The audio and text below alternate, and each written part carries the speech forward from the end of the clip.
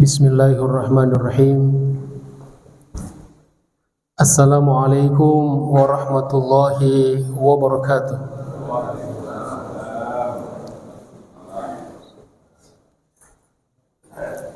Alhamdulillah. Alhamdulillahi rabbil alamin. Wa bihi nasta'inu ala umuri dunya waddin. Allahumma salli wa sallim ala Sayyidina Muhammad Al-Fatih lima ughliq al-khatim lima sabaq Nasiril haqqi bil haqqi wal hadi ila siratikal mustaqim wa ala alihi wa sahbihi haqqa qadrihi wa miqdarihi al-azim. Subhanaka la ilma lana illa ma 'allamtana innaka antal alimul hakim. Allahumma 'allimna ma yanfa'una wanfa'na bima 'allamtana. Rabbana zidna ilman warzuqna fahma. Rabbi shrah li sadri wa yassir li amri wahlul 'uqdatam min lisani yafqahu qawli, amma ba'd. Faqad qala Allah subhanahu wa ta'ala wa huwa asdaqul qailin. A'udzu billahi minasy syaithanir rajim. Ya ayyuhalladzina amanu taqullaha wal tanzur nafsum ma qaddamat lighad. Al-ayah. Wa qala an-nabiy sallallahu alaihi wasallam, man kana yaumuhu khairan min amsihi fahuwa rabihun wa man kana yaumuhu mithla amsihi fahuwa maqbunun wa man kana yaumuhu aswa min amsihi fahuwa mal'un. Sadaqallah wa sadaqa Rasulullah wa nahnu ala dzalika minasy syahidin wasyakirin walhamdulillahi rabbil alamin. Ma'asyiral muslimin wal muslimat rahimakumullah, terutama para asatidz, para orang tua, para tokoh masyarakat, segenap pengurus DKM Masjid Baitul Hakim yang kita cintai ini, serta saudara-saudaraku para jemaah salat maghrib dan salat isya insyaallah, dan juga jemaah majelis taklim, yang mudah-mudahan kita semua senantiasa diberkahi dan dirahmati Allah Subhanahu wa ta'ala. Apa kabar semuanya? Alhamdulillah. Puji syukur kita panjatkan kepada Allah Subhanahu wa ta'ala atas segala limpahan rahmat dan karunia-Nya kepada kita semuanya, yang senantiasa diberikan kepada kita tanpa kita minta dan semuanya gratis. Termasuk diantaranya nikmat kita bisa beribadah, salat berjamaah di masjid ini. Semoga Allah Subhanahu wa ta'ala menerima amal ibadah kita. Juga kita bisa beriktikaf di masjid, kemudian juga bersilaturahim. Yang kata Nabi sallallahu alaihi wasallam, barang siapa man sarrahu ayyubu satalahu fi rizqihi wa yunsa'alahu fi atharihi falyasil rahimahu. Barang siapa yang mau dilapangkan rezekinya dan mau diakhirkan ajal kematiannya, maksudnya dipanjangkan umurnya, maka hendaklah dia senantiasa bersilaturahim. Dan yang tidak kalah pentingnya, kita bisa menghadiri majelis ilmu. Kata Nabi SAW, man kharaja fi talabil ilmi fahuwa fi sabilillahi hatta yarji'. Barang siapa yang pergi, yang keluar rumah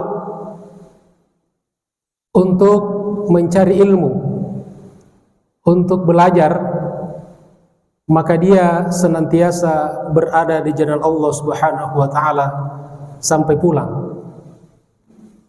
Makanya Bapak Ibu kalau mau senantiasa di jalan Allah, tidak usah pulang-pulang ke rumah.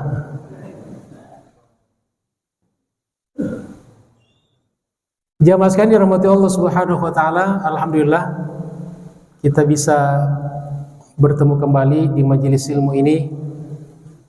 Tadi baru kira-kira menjelang asar baru dihubungin oleh panitia, oleh pengurus, dan qadarullah semuanya sudah direncanakan oleh Allah Subhanahu wa taala. Maka untuk semua itu kita mengucapkan alhamdulillahirabbil alamin. Ma'asyiral muslimin rahimakumullah, Bapak Ibu sekalian yang saya hormati, tema bahasan kita pada kesempatan ini seperti telah tadi disampaikan oleh pengurus, oleh Ustadz Udin, yaitu waktu sebagai nikmat dan amanah. Waktu sebagai nikmat dan amanah. Jamaah sekalian dirahmati Allah Subhanahu wa taala, salah satu makhluk ciptaan Allah Subhanahu wa taala yang terbesar di dalam kehidupan kita ini adalah waktu. Dan karena itulah di dalam Al-Quran banyak sekali disebutkan kata waktu dengan berbagai bentuknya. Dan Allah Subhanahu wa taala beberapa kali, bahkan banyak, di dalam Al-Quran menyebutkan waktu, bahkan bersumpah dengan waktu. Dan kata ulama, Allah Subhanahu wa taala bebas untuk bersumpah dengan makhluknya. Beda dengan kita. Kita tidak boleh bersumpah dengan selain Allah. Dan kalau Allah Subhanahu wa taala bersumpah dengan salah satu makhluknya, maka itu menunjukkan kemuliaan, keagungan makhluk tersebut. Maka di dalam Al-Quran kita seringkali membaca misalnya wal asri, bahkan menjadi nama surat wal asr, demi masa, atau kadang-kadang bisa juga diterjemahkan demi waktu asar. Ada juga wal laili, demi waktu malam, wan nahari, demi waktu siang, wad duha, demi waktu duha, wal fajri, demi waktu fajar atau waktu subuh. Kata fajar dengan subuh itu sinonim. Maka salat subuh kadang-kadang juga disebutkan dengan salat fajar. Karena itulah hadis tentang keutamaan salat qobliyah subuh, Nabi mengatakan raka'atul fajri khairun minad dunya wa ma fiha.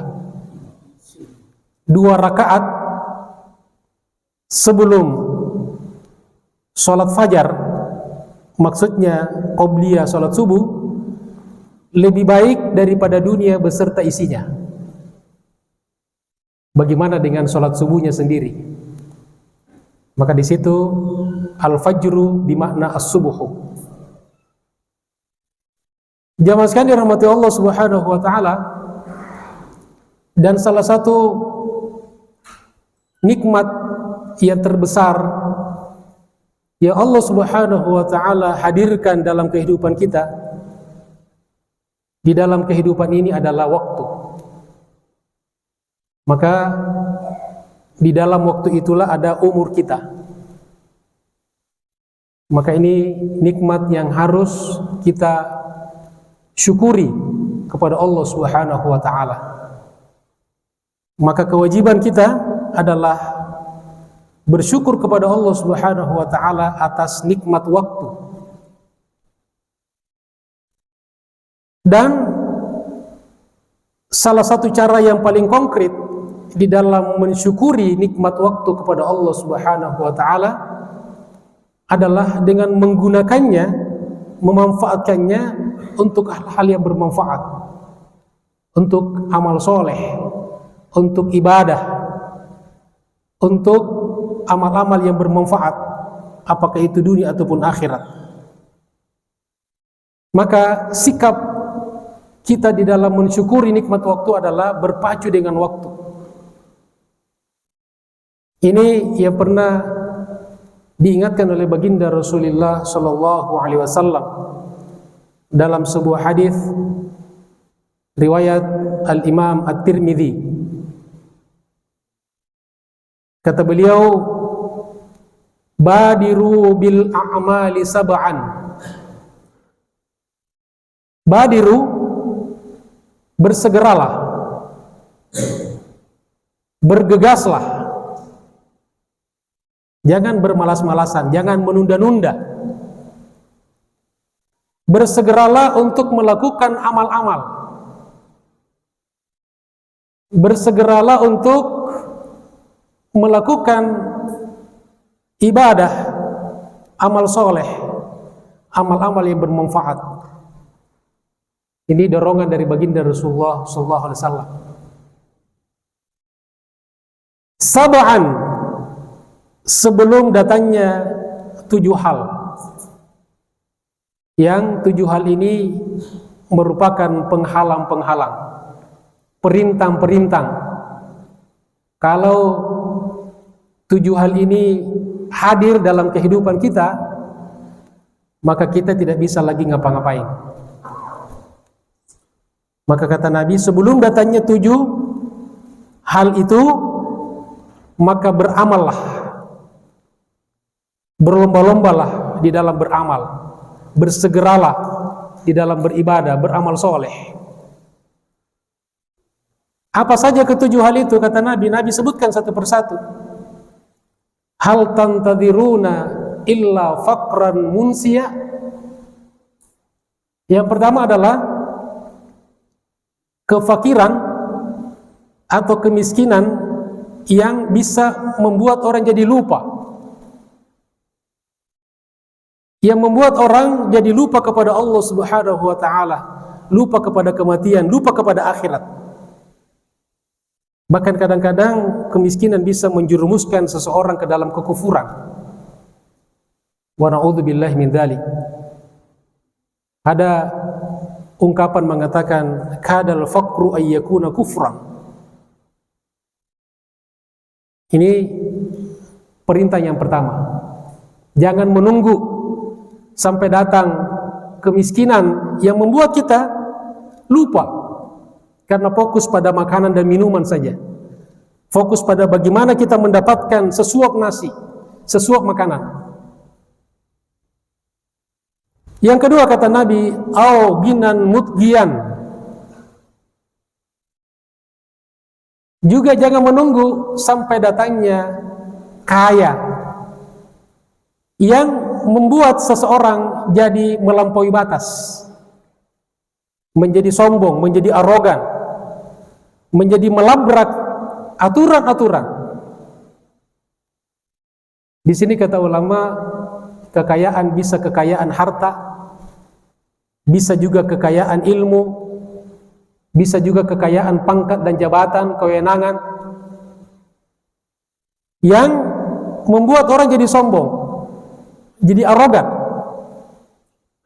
Jangan menunggu sampai datangnya masa itu. Itu juga tidak bisa, kita tidak bisa lagi beramal, kita tidak bisa lagi ngapa-ngapain. Yang ketiga kata Nabi, au maradan mufsidan, sakit yang merusak fisik kita, sakit yang menggorogoti diri kita. Kalau kita sudah sakit, kita tidak bisa lagi bebas beribadah, beramal soleh seperti halnya ketika kita sehat. Sakit yang sudah merusak, menggerogoti tubuh kita, fisik kita. Semoga Allah berikan pada kita kesehatan, insya Allah. Kemudian yang keempat, au haraman mufannidan, atau usia lanjut yang kadang-kadang membuat seseorang tidak bisa lagi normal berpikir. Kadang-kadang sudah ngelantur dalam berbicara karena pikun dan sebagainya. Jangan menunggu waktu itu.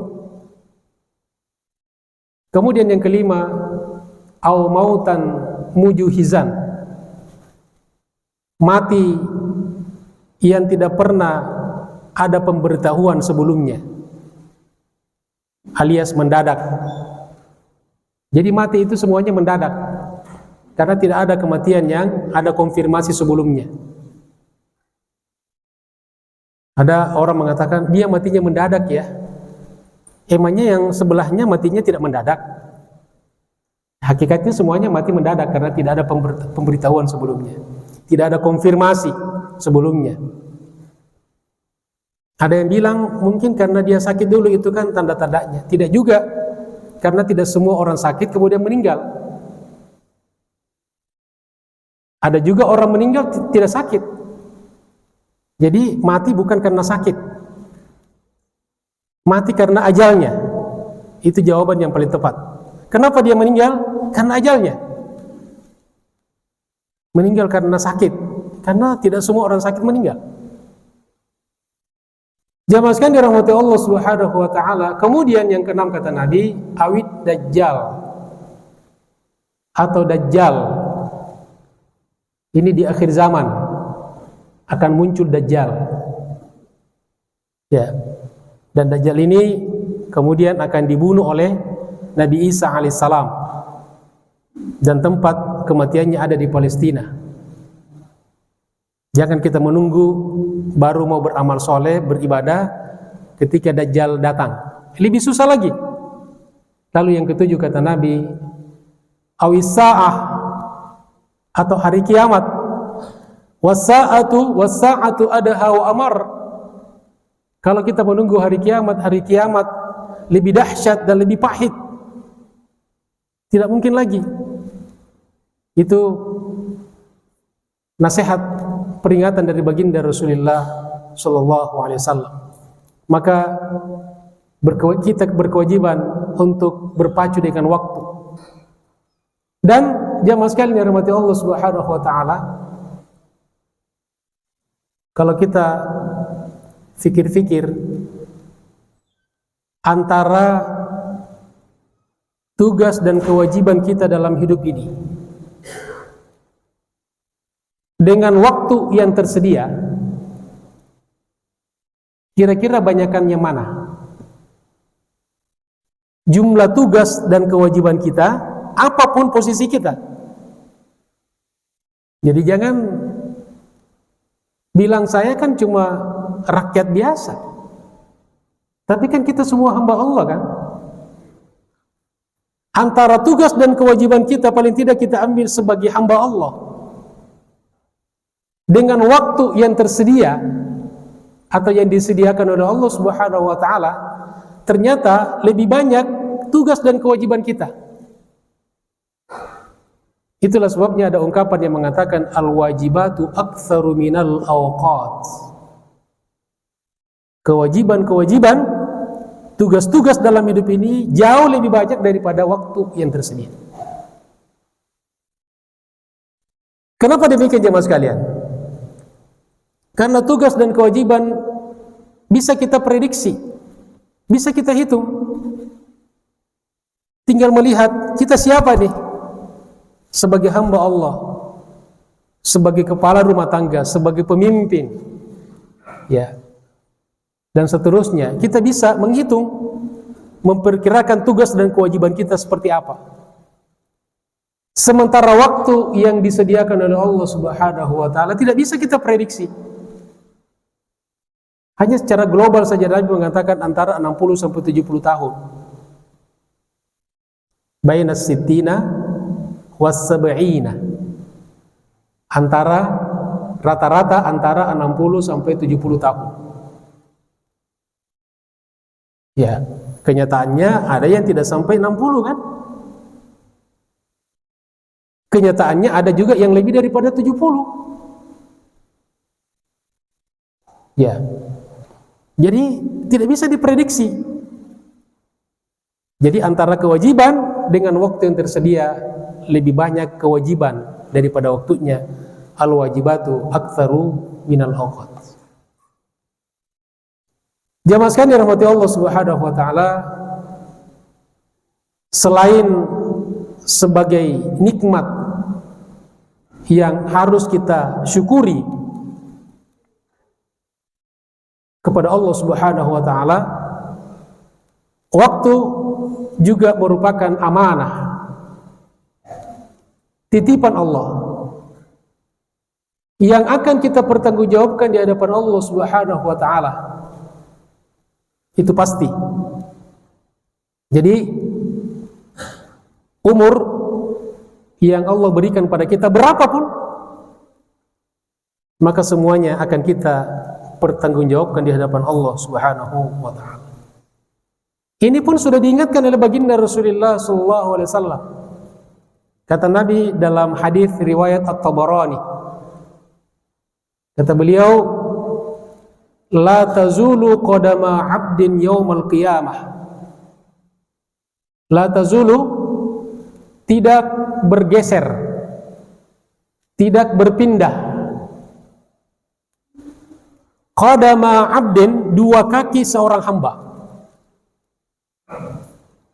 Yaumal qiyamati, pada hari kiamat. Jadi karena di hari kiamat ini semua kita manusia akan melewati posko-posko. Ada terminal-terminal yang kita lalui. Ya, hari akhirat ini perjalanan panjang. Kita sekarang di dunia, nanti mampir di alam kubur. Alam kubur itu adalah posko pertama daripada kehidupan akhirat yang masih panjang. Nah, kata Nabi, seorang hamba tidak beranjak dari tempatnya, dari posko pertamanya, sampai perjalanan berikutnya, hatta yus'ala an arba'i khisalin, sampai dia ditanya tentang 4 hal, tentang 4 perkara, sampai dia mempertanggungjawabkan 4 perkara. Yang pertama kata Nabi, an umrihi fima afna. Manusia, kita semuanya akan ditanya oleh Allah Subhanahu wa taala tentang umur. Tentang umur, apa yang di dalam umur itu, di mana dihabiskan umur itu. Yang kedua, wa an syababihi fi ma ablah. Usia mudanya, di mana dia, kemana dipakainya, dipakai untuk apa? Ya, salah satu kelebihan orang tua sudah pernah muda. Jadi yang bisa bercerita tentang usia muda kita dipakai untuk apa, ya orang-orang tua. Betul. Anak muda belum bisa bercerita tentang usia tua. Tapi orang tua bisa bercerita tentang usia muda. Itulah salah satu fadilah keutamaan orang tua, hidup orang tua. Kemudian yang ketiga kata Nabi, wa an malihi min aina iktasabahu wa fima anfaqahu. Dia akan ditanya tentang harta, tentang hartanya. Min aina iktasabahu, dari mana dia mendapatkannya, wa fima anfaqahu, dan kemana dia belanjakan harta itu. Jadi untuk harta ini ada dua aspek yang ditanyakan ya. Dari mana ke mana? Ya, karena bisa jadi dari mananya benar, ke mananya enggak benar. Atau sebaliknya, ke mananya benar, dari mananya enggak benar. Ini oknum koruptor ini biasanya memakai yang kedua. Korupsi 10 miliar, nyumbang ke pesantren 1 miliar. Lalu dianggapnya selesai. Dia seakan-akan berdamai. Padahal yang dia sedekahkan itu bukan miliknya, berarti tidak sah. Jadi dia dosanya sudah berlipat-lipat. Dosanya bukan hanya satu. Pertama dia mencuri, dia korupsi, mengambil hak orang, harta orang. Yang kedua, dia menginfakkan, menyumbangkan harta orang yang dia tidak berhak. Jadi sia-sia. Bahkan semakin banyak berinfak, semakin banyak dosanya. Kemudian yang keempat kata Nabi SAW, wa an ilmihi madza amila bihi.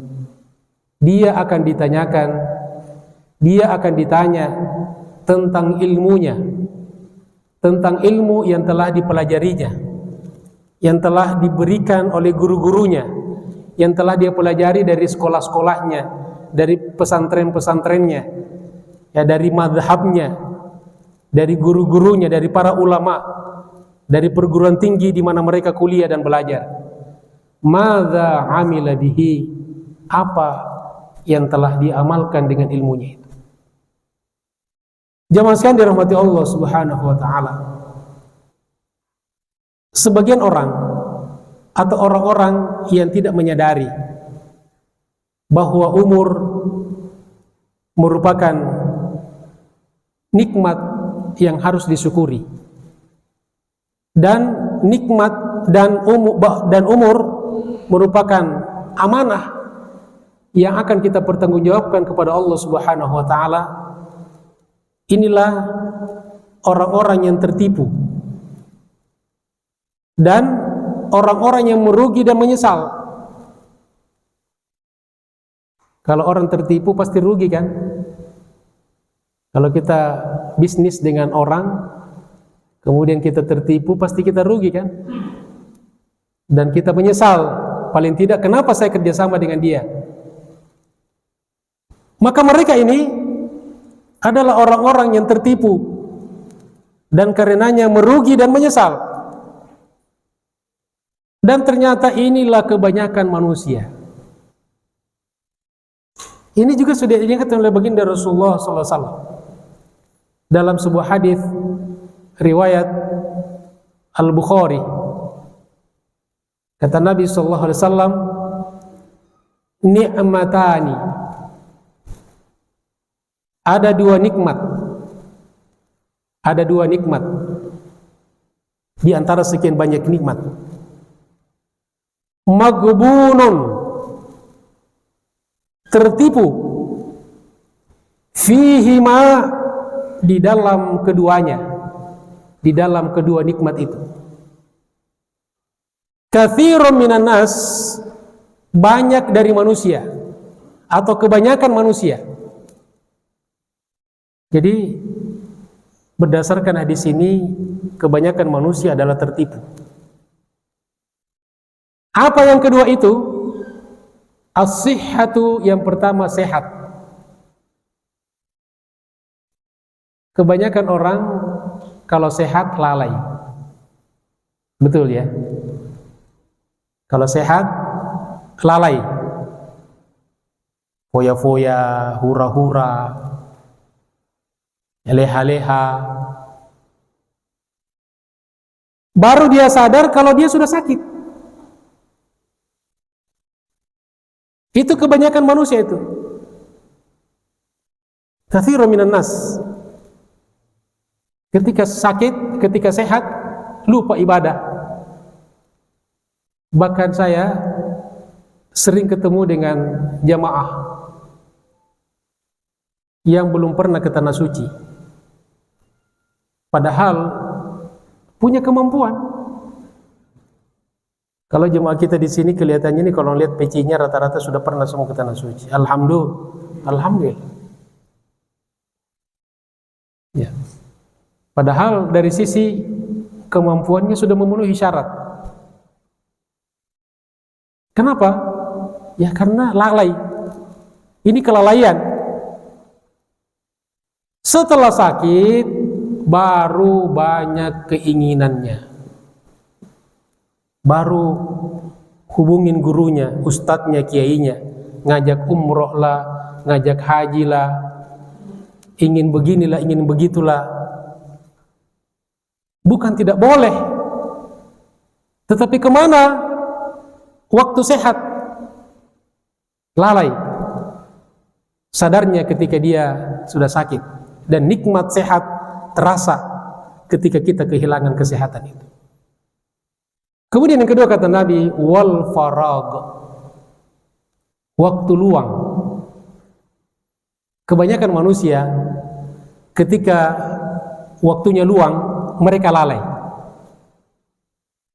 Leha-leha, hura-hura, bahkan na'udzubillahi min zalik, melakukan hal-hal yang terlarang, dosa dan kemaksiatan. Baru dia sadar ketika waktunya sudah mepet, bahkan sudah berakhir. Ketika orang sudah mau sakaratul maut, disitulah menyesal. Baru dia sadar. Dan penyesalan selalu di akhir.